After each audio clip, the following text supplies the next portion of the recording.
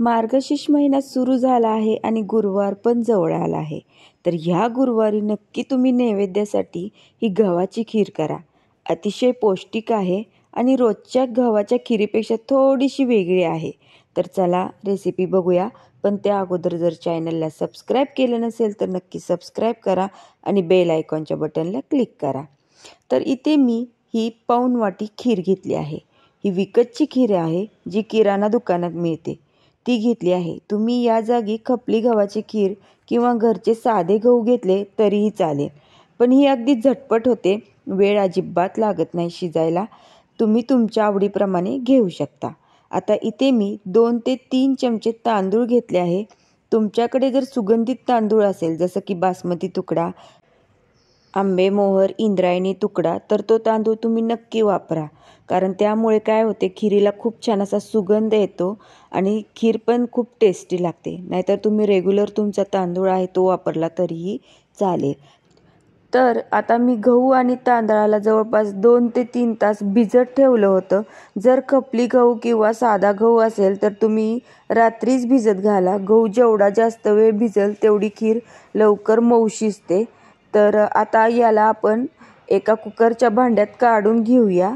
आता यामध्ये थोडंसंच मीठ घालायचं आहे. मी एक छोटा चमचा मीठ घातलेला आहे. आता याला छान मिक्स करून घेऊया. आता कुकरमध्ये हा डबा ठेवून जवळपास कुकरच्या 3 ते 4 शिट्ट्या मीडियम गॅसवर होईपर्यंत शिजवायचं आहे.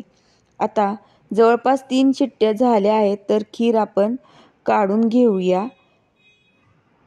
खीर आणि तांदूळ छान मऊ शिजले आहेत तर याला आपण चमच्याच्या साहाय्याने स्मॅश करून घेऊया.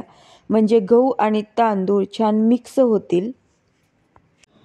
आता खिरीला जाड बुडाच्या कढईत काढून घेऊया. आता यामध्ये आपण जवळपास 1 ग्लास गरम पाणी घालणार आहोत आणि खीर आणि पाणी छान मिक्स करून घेणार आहोत. सगळं एकदम पाणी घालायचं नाही, लागल तसं घालत जायचं आहे. आणि सर्व गाठी आपल्याला एकजीव करून घ्यायच्या आहेत. सर्व गाठी काढून घ्यायच्या आहेत चमच्याच्या साहाय्याने. हे बघा मस्त असं एकजीव झालेलं आहे. पाणी लागल तसं घालत जायचं आहे. तर आता हे छान मिक्स झालं आहे. याला आपण आता गॅसवर ठेवूया.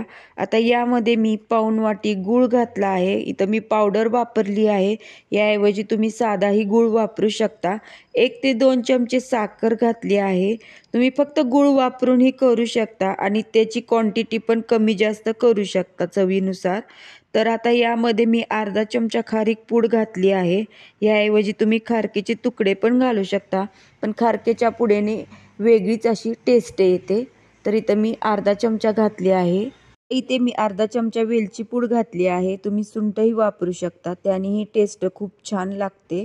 आता हे सगळं आपण छान मिक्स करून घ्यायचं आहे आणि 5 मिनटं याला छान शिजवून द्यायचं आहे. मस्त असं चटचट शिजलं गेलं पाहिजे बघा, मस्त असं शिजवून घ्यायचं आहे. तर आता इथे मी ड्रायफ्रूट्समध्ये काजू, बदाम आणि पिस्ता घेतले आहे. याचे आपण छान तुकडे करून घेऊया. आता एका फोडणीच्या कढईत 2 ते 3 चमचे साजूक तूप घालायचं आहे आणि ते गरम झाले की यामध्ये हे ड्रायफ्रूटचे तुकडे घालून छान खमंग लालसर असे परतून घ्यायचे आहेत. आता हे छान लालसर परतून झाले की गॅस बंद करायचा आहे आणि यामध्ये 1 चमचा खसखस घालायची आहे.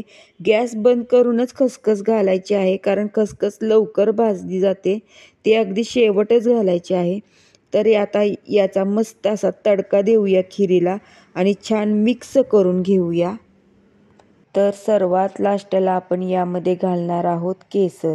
केसरमुळे खिरीला वेगळाच असा कलर येतो. आता मस्त अशी आपली ही खीर तयार झाली आहे बघा. अगदी बघूनच तोंडाला पाणी सुटलं आहे. तर तुम्हाला ही रेसिपी कशी वाटली, आवडली तर आपल्या चॅनलला सबस्क्राईब करा, लाईक करा आणि शेअर करा.